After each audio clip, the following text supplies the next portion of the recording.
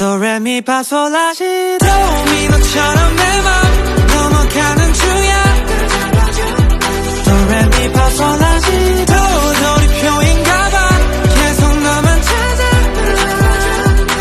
Baby will you play with me La la la la la la la la la Will you play with me Will you play with me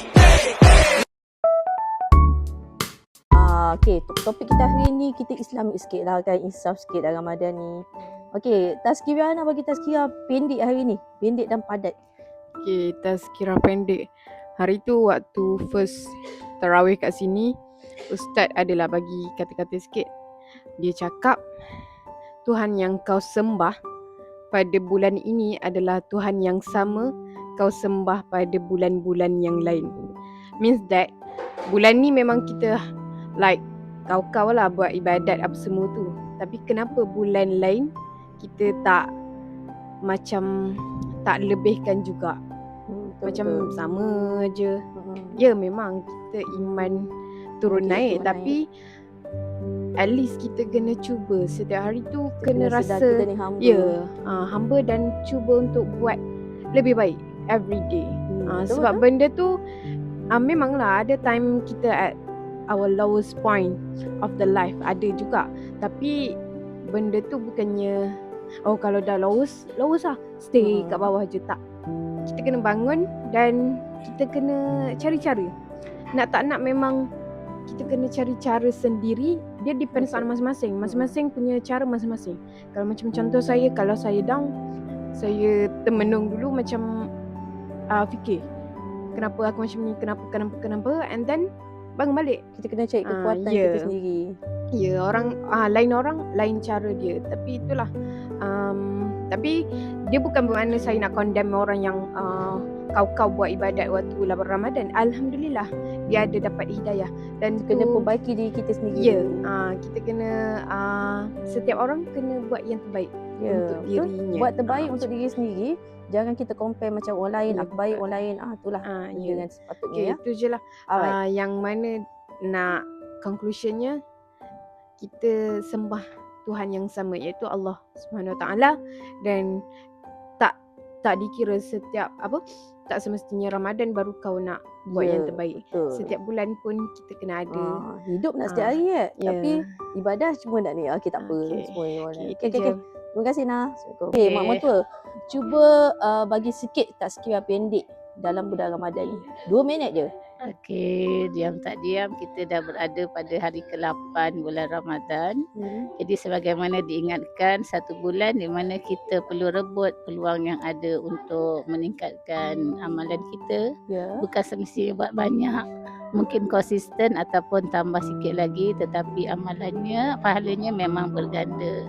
Jadi janganlah terlalu taksub pada persediaan untuk berhari raya, tapi rebutlah pengisian untuk kita menambahkan amalan kita sepanjang bulan Ramadan. Sepanjang bulan Ramadan ni lah.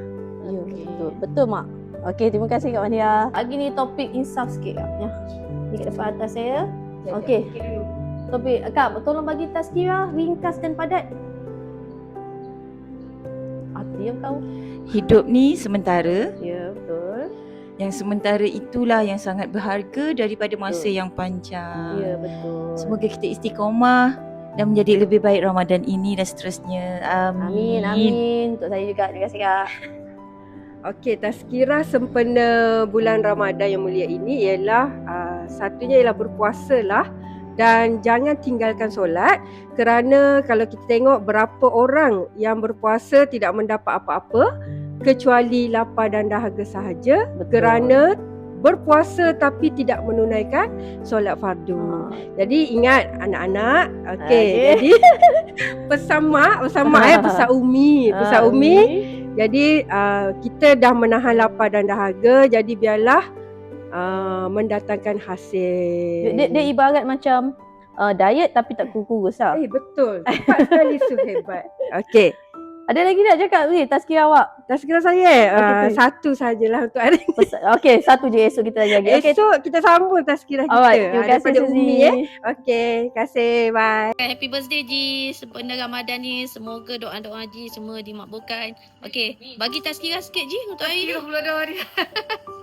Kau birthday kau. Cuba bagi tazkirah. Okay, selamat berpuasa. Semoga banyak beribadat dengan istiqamah dan apa?